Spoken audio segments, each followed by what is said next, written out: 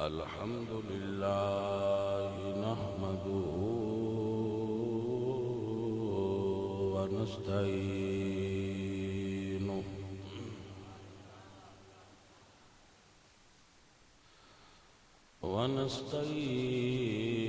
ونستعينه ونستغفره ونؤمن به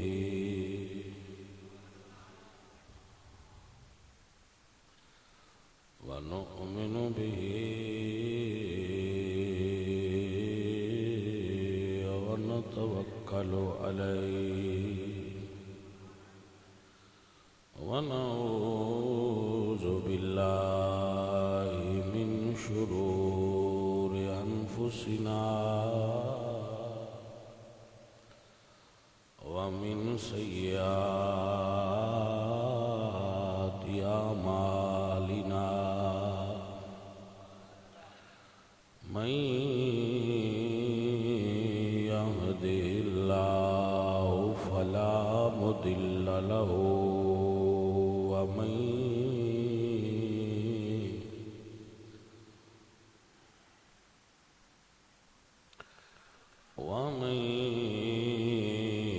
يضلله فلا هادي له ونشهد أن لا إله إلا الله وحده لا شريك له ونشهد أن محمدًا عبده ورسوله أما بعد فأعوذ بالله من الشيطان الرجيم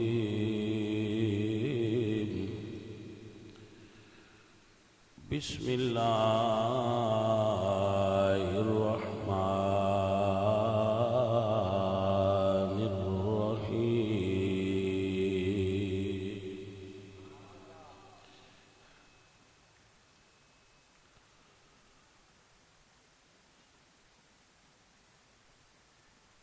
ولو أنهم إذ ظلموا أنفسهم جاءوك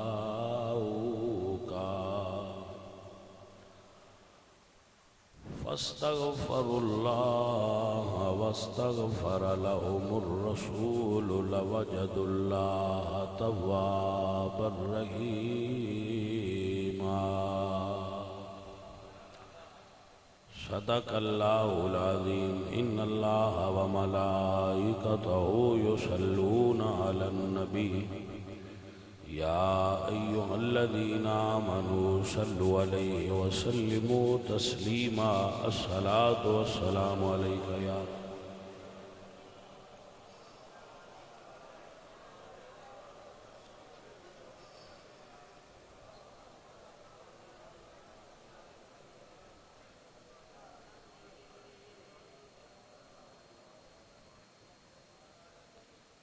معزز و محترم حاضرین اہل اسلام عشاقان مصطفیٰ محبان صحابہ و اہل بیت الحمدللہ اللہ تعالی اور اس دے محبوب اکرم جناب محمد کریم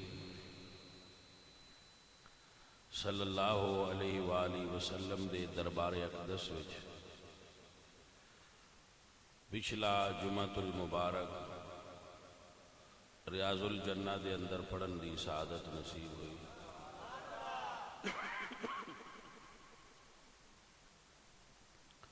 تو سفر دے دوران علالت بھی ہوئی چونکہ زندگی دا حصہ ہے بیمار ہونا علیل ہونا چونکہ ساڑی اور اس جگہ دی تھوڑا آب و ہوا دے اندر بھی کافی فرق ہے، تو بعد اوقات ایڈجسٹمنٹ میں تھوڑا وقت لگتا ہے، مگر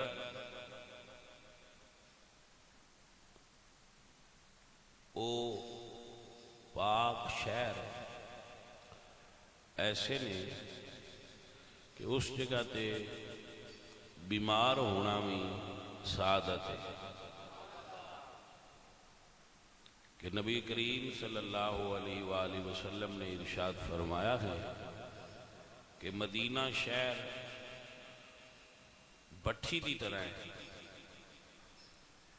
المدینہ تو کالکیر تنفی خبثہا وتصنع طیبہا، کہ مدینہ اہل ایمان دی بٹھی ہے، جس طرح لوہا بٹھی چپائیے تے لوہے نو گلا کے اس دی میل کچیل بٹھی کٹ دیئے، اس طرح ایمان والے جدو مدینے آؤندے نے تو مدینہ انہاں دے گناہ انہاں چو بیماری دے ذریعے کٹ دے۔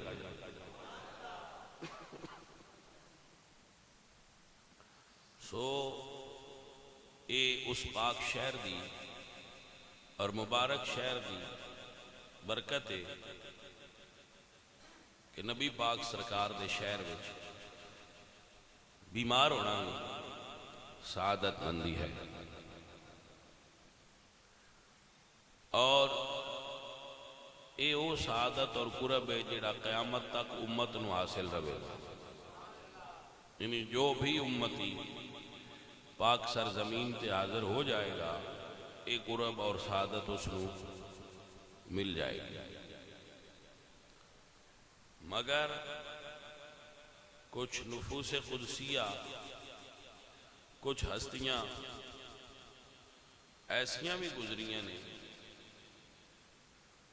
جنہاں نے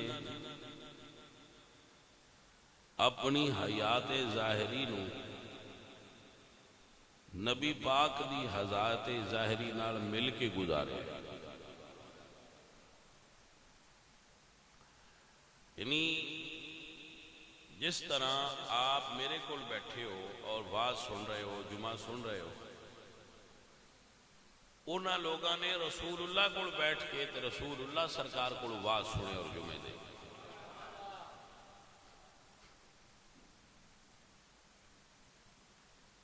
عزیزم و محترم حضرات،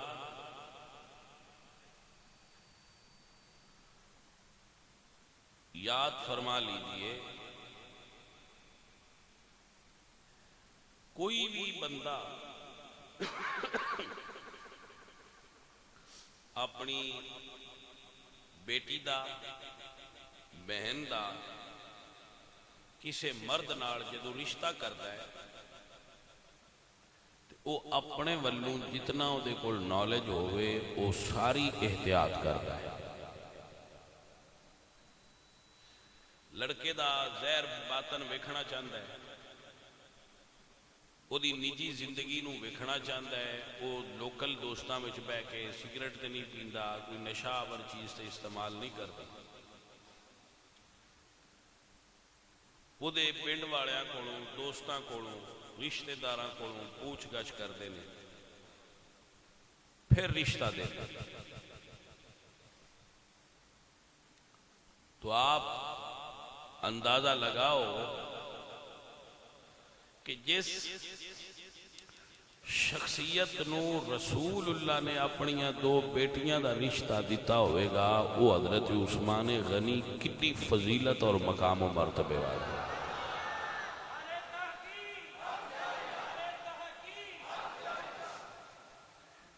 یعنی رسول اللہ نے انہاں دے بارے کتنی گہری تحقیق فرمائی ہوئی، اور رسول اللہ نو مشورہ دین والی ہستی اللہ وحدہ لا شریک نہیں، وہی نازل ہو رہی، وہی دا نزول ہو رہا ہے، جبریل دن رات حضور کو تشریف لے آؤندے، تو کیا ایسی حالت وچ رسول اللہ دی بیٹی اللہ اور اس دا رسول کسے ایسے ہے بندے نال شادی کر دین گے جڑا اللہ تو دے رسول نو پسند نہ ہوئے گا.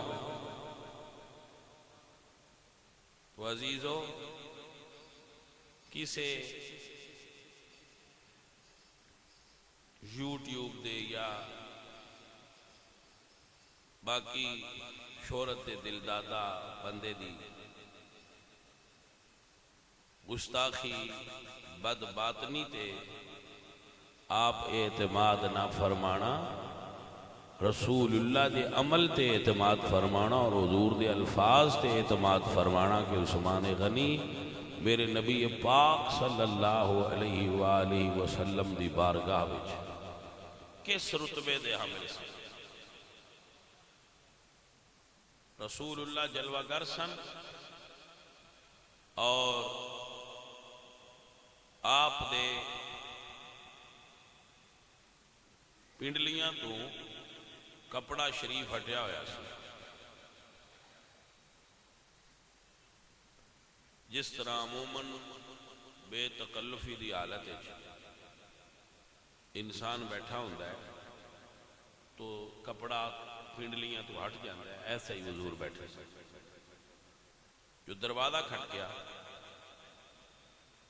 حضرت ابو بکر نے اجازت طلب کی تھی کہ میں ابو بکر ملنا چاہتا.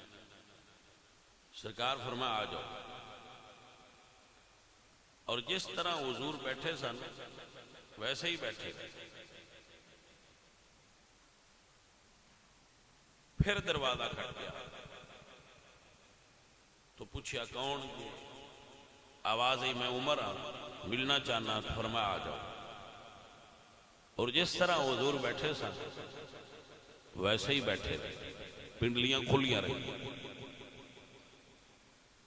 پھر دروازہ کھٹ گیا تیسری مرتبہ کچھ لمحات تو بعد کہ حضور نے پوچھا کہ کون؟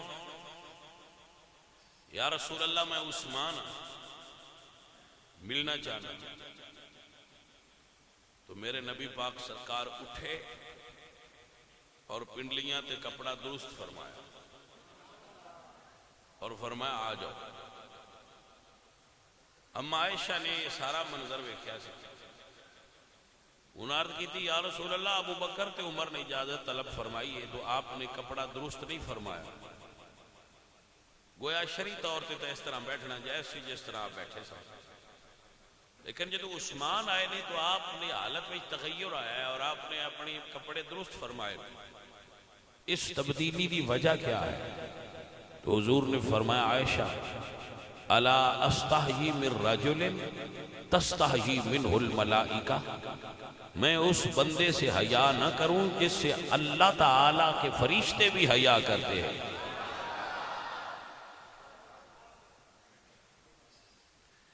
یہ مطلب یہ ہویا کہ حضرت عثمان دا حیا کرنا بھی پاکاں دا کام ہے. بے حیا بندے حضرت عثمان غنی دا حیا نہیں کر سکتے.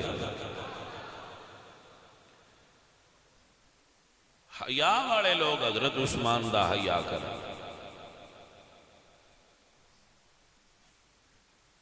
عزیزو میرے آقا علیہ السلام بیٹھے سن.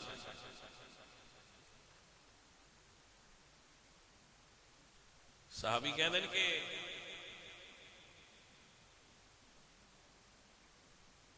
ذکر رسول اللہ صلی اللہ علیہ وسلم فتنة فقربها. حضور تشریف فرما سن اور ان قریب آنے والے فتنیاں دا ذکر کر رہے سن جڑے تھوڑے دنوں تو بعد ہی فتنے ظاہر ہونے سن. ویسے تو قیامت تک دے فتنیاں دا حضور نے ذکر فرمایا، لیکن جس محفل دا یہ بیان ہے اس وچ حضور قریب دے فتنیاں دا ذکر فرما رہے سن. اور جس وقت حضور فتنیاں دا تذکرہ فرما رہے سن کہ اس طرح فتنے ہون گے، فمر رجل مقنع،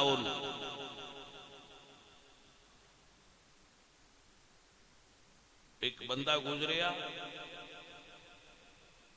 اس نے اپنا جو چہرہ سی وہ کپڑے نال ڈھانپیا ہویا سی، نظر نہیں سی آندا بندہ کون. فمر رجل مکنع وجہہ او رأسہ انہاں دا سر مبارک کپڑے وچ لپٹیا ہویا سی، کیونکہ عرب دے اندر گرمی ہوندی ہے تے لو دی وجہ تو چہرہ لپیٹ کے چلنا پیندا،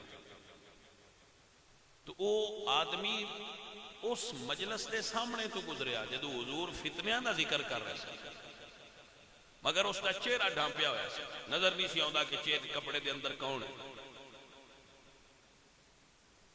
فمر رجل مکنع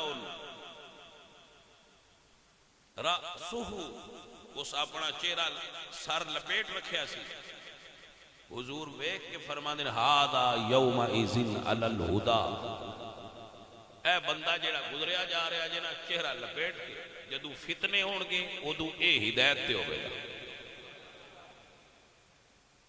یعنی فتنیاں دے ماحول وچ اگر کوئی علامت ہدایت ویکھنی ہوئے کہ اج سچا کون ہے تے فرمایا ھذا یومئذ علی الہدی، اے بندہ اس دن حق تے ہوئے گا۔ تو ایک صحابی فرماندے کہ میں محفل وچ اٹھ بیٹھا، میں اگو جا کے اس بندے نے دیکھیا، انہوں نے چہرے تو کپڑا ہٹایا تے میں دیکھیا تے اس بندے دا چہرہ میں رسول اللہ وال پھیریا، توجہ نہیں کی تھی گل، کیونکہ وہ جانتے سن پہ میں روک لے، چہرے تو کپڑا ہٹا کے تے منہ رسول اللہ وال کر کے پوچھیا یا رسول اللہ انہاں دے بارے ہی کہہ رہے ہو؟ حضور نے فرمایا ہاں اے عثمان ہے، جس دن فتنے ہون گے اس دن اے جس پاس سے بھی ہویا حق ہوتے ہوئے گا۔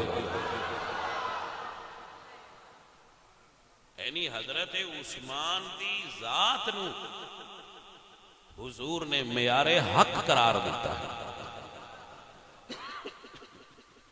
فرمایا اچھا اگر ہوں کوئی بندہ یہ سوچے کہ بھئی حضور نو پردے تو پیچھے دا تے علم نہیں، لا محالہ پھر اللہ نے وہی کیتی ہوئے تو اسی آکھاں گے پردے والا مسئلہ مڑ حل کر لواں گے، اگر وہی آئیے تو تاں یہ دا مطلب یہ ہویا کہ اللہ دے نزدیک بھی عثمان ہدایت والا ہے، اللہ دے رسول دے نزدیک بھی عثمان ہدایت والا ہے۔ تو حضرت عثمان غنی رضی اللہ تعالیٰ عنہ آپ دی ذات والا صفات سرکار دی دوہری دامادی دا شرف لے کے اس مقام تے فائز ہے کہ نبی کریم صلی اللہ علیہ وآلہ وسلم نے اللہ دی بارگاہ وچ دعا فرمائی، آپ مسئلہ غور نال سماعت کریں، ہے میرے اللہ جدو حساب دا دن آئے کہ تو ساری کائنات کو حساب لینا، مگر میرے عثمان نو حساب دی معافی عطا فرما، عثمان نو اس حساب دی معافی دے، یہ بہت حیا والا ہے، اپنے حیا دی وجہ تو حساب دینے جس نو دقت ہوئے گی، تو اللہ نے حضور دی دعا منظور فرمائیے، باقی دنیا دے حساب ہونگے عثمان غنی دا حساب نہیں ہوگا۔ اے شرف اور امتیاز اور پروٹوکول حضرت عثمان غنی دا یوم حشر کے حساب نہیں ہوگا۔